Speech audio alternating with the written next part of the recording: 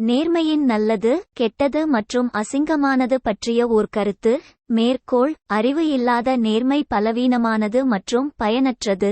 நேர்மையில்லாத அறிவு ஆபத்தானது மற்றும் பயங்கரமானது. சாமுவேல் ஜான்சன் விளக்கம்: அறிவு என்பது அறிபவர் மற்றும் அறியப்பட வேண்டிய ஒன்றின் சங்கமம். அறிபவன் இன்றி அறிவு இல்லை என்பதை இது குறிக்கிறது. அறிபவர் மட்டுமே நேர்மையின் தன்மையை தீர்மானிக்கிறார். அதாவது, நேர்மை என்ற குணம் இல்லாத அறிபவனிடமிருந்து உருவாகும் அறிவு ஆபத்தானது மற்றும் மோசமானது. மறுபுறம், நேர்மை என்ற குணத்திலிருந்து வெளிப்படும் அறிவு ஆற்றல் வாய்ந்தது மற்றும் மதிப்புமிக்கது.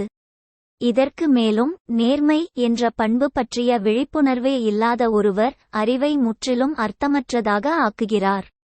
முடிவில், நல்லார்க்கும் பொல்லார்க்கும் நடுவாய் நின்ற நடுவே என்று வள்ளல் பெருமான் திருவருட்பாவில் கூறியது போல், நல்லவர், கெட்டவர் மற்றும் அசிங்கமானவர்களுக்கிடையே வல்லமையாக தூய அறிவு மாறுபடாமல் நிலைத்து நிற்கிறது. இதன் விளைவாக, அறிவின் வெளிப்பாடாக ஒவ்வொருவரிடமிருந்து வெளிப்படும் வலிமை, ஆபத்து மற்றும் அர்த்தமற்ற தன்மை ஆகியவற்றின் அடிப்படையில் அத்தகையவர்களது நேர்மையின் தரத்தை மதிப்பீடு கொள்ளலாம்.